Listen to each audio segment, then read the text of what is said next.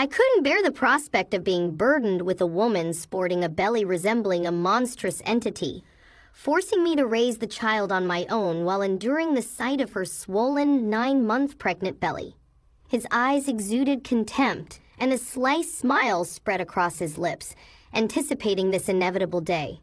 Despite foreseeing such an incident, I promptly retreated to my room. Returning with a document in hand, I bluntly presented the prepared divorce papers before Anton. He contorted his face in disbelief, exclaiming, "What the hell? What's this all of a sudden?" "Well, it was your idea. Now sign it quickly. I'll submit it tomorrow," I challenged him. His face rapidly turned red as my provocative words stung him. "Watch closely. I'll make you regret how you've treated and looked down on me all this time," I declared. "My name is Helen. I'm a 26-year-old housewife. Until 2 years ago, I worked for a mobile company. I met Anton Kate, my boss, at the workplace when I was 24. It didn't take us long to fall in love and get married. Anton, 3 years my senior, was very dependable, especially when teaching me the ropes at work as a newcomer to the department who didn't know her way around. I couldn't express how grateful I was for Anton's precise instructions. As he taught me about work, we became friends and frequently went out to dinner together. When he asked me out, I was over the moon, particularly because I had never dated anyone before. It's embarrassing and not something I share often, but being a cartoon enthusiast, I was always more interested in 2D characters than real-world men. However, seeing my high school and college classmates getting married one after another, I started to feel the pressure. When I fell in love with Anton, I secretly vowed it would be my first and last love. So when I began dating Anton and we got married a year later, I was completely elated. Anton was good-looking and popular among our female co-workers. I was proud to be his wife, and many congratulated us, saying, "Congratulations, or though I'm jealous, I wish you happiness," I said, basking in unprecedented joy. I couldn't have imagined what lay ahead for us. "You're married to me now, so you'll quit your job, right?" I informed them yesterday, the day after we submitted our marriage registration. As we eagerly embarked on our new married life, Anton dropped a bombshell. "Obviously, I've always wanted my wife to focus solely on household matters. Don't worry, I can support both of us with my income," he stated. "But this is so sudden. You never mentioned this before," I replied. Anton had never brought up the idea of me quitting my job before our marriage. I had to take my current job based on my father's recommendation, and leaving without notice wouldn't be right. I wanted to explain this, but Anton's eyes silently pressured me, warning against pursuing the topic. Instinctively, I closed my mouth, unable to resist any longer. "I should have told you, but it's done. Starting tomorrow, you don't need to go to work. I'll handle the handover," Anton declared. The news about starting tomorrow was so abrupt that it left me feeling dizzy. However, Anton's words were resolute. As he had been my superior at work, I couldn't oppose him. Even though I had to leave my job without a proper farewell, I was determined to make our marriage work. Anton had entrusted me with household responsibilities, and I wanted to meet his expectations with utmost dedication. I worked hard at household chores, preparing meals, focusing on Anton's favorites. Although Anton ate without specific comments on the taste, I longed for a word of appreciation, especially after quitting my job and no longer being recognized by anyone. "Is my jacket clean?" "I have an important meeting tomorrow." I asked Anton one day. "Yes, of course," he replied, showing a domineering side with some old-fashioned views. Reminding myself of how fortunate I was to have married him, I took the initiative to meet his expectations with no personal income. Living normally meant relying on Anton. While our relationship often felt more like that of an employer and housemaid than a husband and wife, our marital life was generally smooth. However, one day I fell ill and couldn't get out of bed, feeling lethargic. I thought I would catch up on housework the next day. Anton entered the bedroom and angrily asked, "What are you doing? Get up and make some food," as he kicked the blanket I was under. "I'm sorry. I'm feeling unwell," I replied. "Well, today, can you manage something for yourself?" I explained, hoping for understanding. Instead of nodding or consoling me, Anton frowned and said, "You don't work, yet you're lying down just because you feel a bit sick. Pathetic." In disbelief, I got up from the bed. It was unthinkable that he would demand housework from his sick wife. I had never imagined he would be like this before we married. Perhaps it was my fault for not seeing it, but it was too much. I found myself doing chores while tears streamed down my face. Several days passed, and my health showed no signs of improvement. It was then that I realized I had missed my period. Panicking, I rushed to the drugstore to buy a pregnancy test. Upon trying it, the result was positive. Overjoyed, tears flowed naturally, and I decided to share the news with Anton when he returned from work, lifting my spirits instantly. The day Anton returned home after midnight was the day I had chosen to share the news. However, the moment he entered, the smell of alcohol made me nauseous. His face was flushed, and he staggered as he walked. It was surprising how much he had drunk, especially without notifying me in advance. Even though I had prepared dinner, I wanted to share the news of my pregnancy with Anton. But more than that, I wanted to do it quickly. My excited emotions surged, and I shared the news with my intoxicated husband. "Yes, I haven't been to the doctor yet, so it's not confirmed," I began, eager to convey our happiness. However, Anton's face darkened as he responded, "A child. What have you done?" His characteristically grim tone was unlike anything I'd ever heard before. I don't want a child." "Damn, this is the worst. If you're going to have it, raise it yourself." His harsh words shocked me. He rudely stripped off his clothes and headed to the bathroom. It was unbelievable. I couldn't fathom why he would make such irresponsible comments about our baby instead of being happy for us. The happiness I have felt just moments ago was immediately replaced with deep sorrow. Why would he say such things? He had never mentioned not wanting children before. We hadn't even been using contraception, so I naturally thought we both wanted children. As I hung Anton's jacket and was about to take his shirt to the washroom, I noticed something else. "What's this?" A piece of paper had emerged from the pocket of the dress shirt. Immediately, I could tell it was a receipt due to its texture. At first, I thought it was just a receipt from tonight's gathering, and I was about to discard it. But then my eyes caught the name of the establishment. "Is this a motel?" My hand holding the receipt trembled, and I could tell from the name that it was indeed a motel. The shock of this discovery weighed heavily on my heart. Why doesn't Anton love me? Isn't marriage supposed to be between two people who love each other, especially since we've only been married for just over a year? How could this be?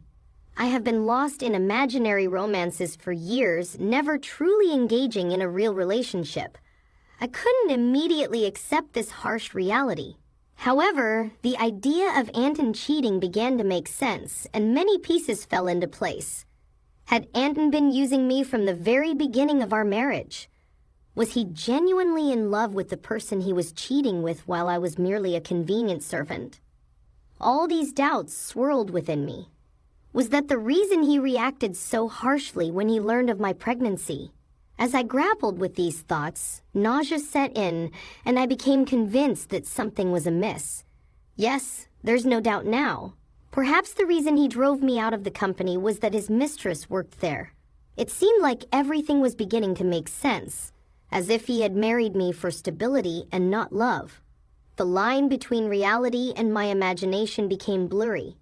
Still, there was no denying the heartless words he had thrown at me after learning about my pregnancy. That day, I decided to gather evidence of Anton's infidelity. From then on, his cold behavior towards me was undeniable. It was as if he couldn't forgive me for becoming pregnant, despite knowing that I was suffering from morning sickness. He would deliberately eat smelly foods near me and nitpick my housework, forcing me to redo tasks.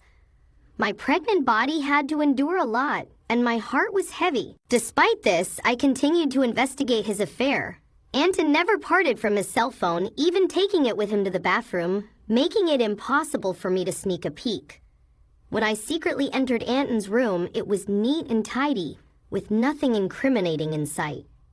He was meticulous at work, and his desk was always in perfect order. I realized that it would be challenging to catch him off guard directly. I frequently checked Anton's pockets for possible evidence, such as receipts. However, my investigation was proving to be difficult. The thought of hiring a detective crossed my mind, but I didn't have the money for such an endeavor. I was deep in thought, mulling over my situation when I received an unexpected phone call. It was my father, who rarely reached out to me. "Hello, it's me, your dad. How are you?" he inquired. Surprised by his call considering his busy schedule, I asked, "Dad, what's going on? Aren't you busy with work?" "My employees have been doing well, so I'm not that busy," he explained. My father, the CEO of a company in Canada, had always been a workaholic. I didn't have many childhood memories of playing with him, but I respected his dedication to his job. His unexpected call left me curious about the purpose. "So, what's happening?" I inquired as I waited for his response. My father proceeded to reveal a shocking truth. "Is that really true?" I asked in disbelief. "Yes, he's not the type to lie. I want you to believe me," my father reassured me. Initially in shock and unable to respond as the pieces of the puzzle fell into place, I felt a sense of relief. "Thank you, Dad. I'll do my best," I told him with gratitude before hanging up the phone. My research was finally paying off, and I couldn't help but feel elated. However, the newfound knowledge also stirred up feelings of anger and frustration due to the ongoing tension between Anton and me. Anton continued to be distant, even though I was pregnant. Each time he acted this way, I harbored a deep hatred towards him. Months passed, and our relationship remained strained. Eventually, an event occurred that shattered our life. At 9 months pregnant, I was always cautious around Anton, living in a state of constant apprehension. I tried to avoid crossing paths with him, leading a quiet and stifled life. One day, I served dinner as usual, and when Anton returned home, we sat at the dining table. As I quietly ate, Anton suddenly slammed his fork down. "What is this?" "It's tasteless," he exclaimed, throwing the food I had prepared onto the floor. Baffled by his outburst, I tried to comprehend the situation. The anger at having the meal I had cooked discarded before me began to well up inside. "I've been contemplating this for some time, but recently you've been complaining about the taste of the meals I prepare." Anton criticized my cooking, stating it was tasteless. While it was true that since becoming pregnant, I had been using less seasoning to make healthier meals for everyone, this was only a temporary measure until the baby's birth. If he found the food bland, he could have simply added some salt himself. Why did he have to throw the meal on the floor? I was about to voice my complaint when Anton sneered and uttered hurtful words. "I don't want a woman with a belly like a monster. You have to raise the kid by yourself," he spitefully declared, his eyes filled with malice and a vulgar smile stretching across his lips. I had always anticipated that this day might come, even though I had hoped for a different outcome. Swiftly, I went to my room, retrieved a document, and returned to present it to Anton. "Fine, here are the divorce papers," I said, thrusting the prepared documents in front of him. Anton's face twisted in shock as he stammered, "What the hell? What's this all of a sudden?" "Well, it was your idea. Now sign it quickly. I'll submit it tomorrow," I responded. In reality, I had been contemplating divorce since I began suspecting Anton's infidelity. However, with a child on the way, I was unsure if I could support myself if I took that step. But now I had a different plan in mind. My resolve seemed to have provoked Anton. His face reddened with anger. "Just watch. I will make you regret every moment you looked down upon me and controlled me. Do you think you can survive without me? You have a baby to care for, and you'll regret it." I remained determined, unshaken. "I'll be fine. Don't worry about me," I assured Anton. Perhaps irritated by my determination, He snatched the divorce papers and began to fill in the blanks. "Here you go. If this is what you wanted, it's yours," he said. "Thank you," I responded. Probably Anton didn't think I would actually submit the divorce papers, as he handed them over without a fuss. The following day, I promptly submitted the divorce papers and left the house.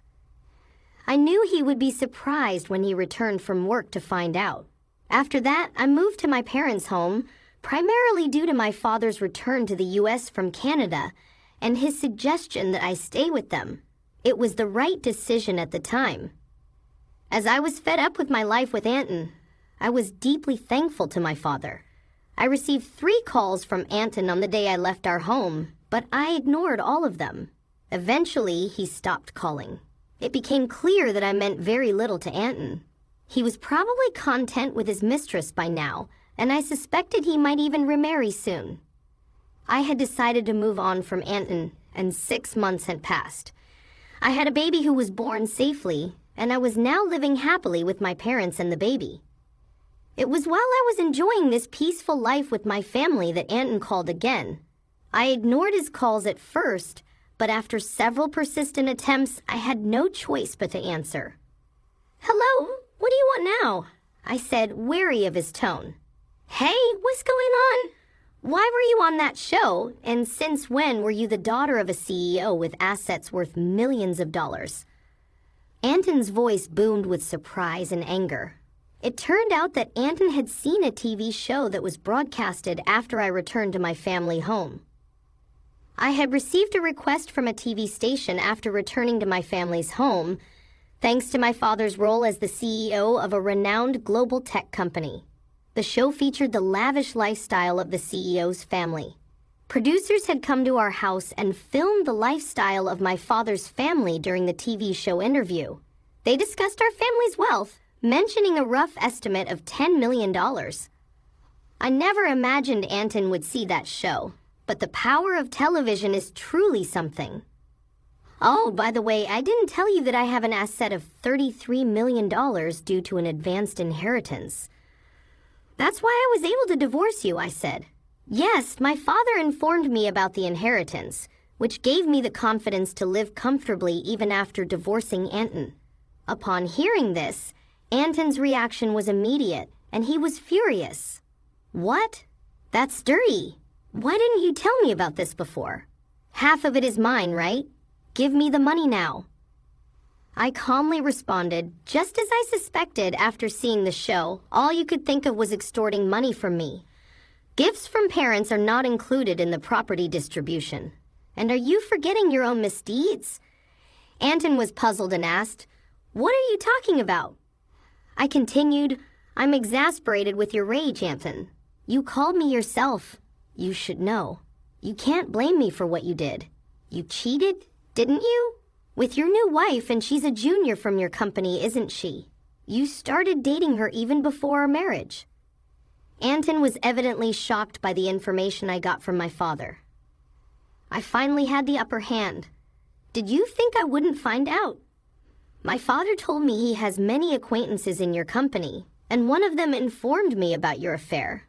I've never mentioned it, but I'll be demanding child support," I declared. Anton, still in denial, protested, "Stop kidding. Why should I pay child support? It's all because of you, right? You got pregnant on your own and slacked off with household chores. It's all your fault." Hearing Anton blame me without apologizing for his own mistakes was beyond belief. I couldn't believe I was ever married to someone so lacking in common sense. I truly felt it was the right decision to leave him. "Anton, I'm broke. My wife spent all the money I earned, and now I'm drowned in debt." Anton's pitiful plea fell on deaf ears. I went from anger to sheer disbelief. I never wanted to deal with such an unreasonable person ever again. With that thought in mind, I firmly gripped my phone. "What are you talking about? Do you even realize how ridiculous you sound? I never want to deal with you ever again. I'll have my lawyer handle the matter of child support. Never call me again, and you will not see the child anymore. Goodbye." After pouring out my emotions, I quickly hung up the phone. Afterwards, I blocked Anton's number and took a deep breath. It's over now, right? I won't get any more calls from Anton. I no longer want him disrupting my peaceful life, I thought. Just then, I heard my baby crying from the other room and rushed to soothe the baby. It turned out that he began paying child support every month, as per a former colleague's account. Anton claimed that the woman he remarried was quite a spendthrift, and he had to pay his current living expenses with debts.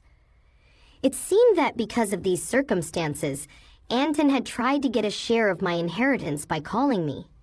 However, Anton, who didn't get a penny from me, now had expenses greater than his income. He was struggling either because he felt things were going south or he couldn't stand being looked down upon by his colleagues. What's more, he stupidly began his job search only after leaving his current company, resulting in being forced into a life of poverty. Hearing this from a colleague didn't move me in the slightest. I thought he deserved all the hardships. The harsh words and cold demeanor he showed me will never fade from my memory. I sincerely hope he gets what he deserves. On the other hand, I'm enjoying parenthood with my parents. I think I'll lead a comfortable life without financial worries. But since my father mentioned passing on the company to me, I'm all geared up to work. After all, I am my hardworking father's daughter.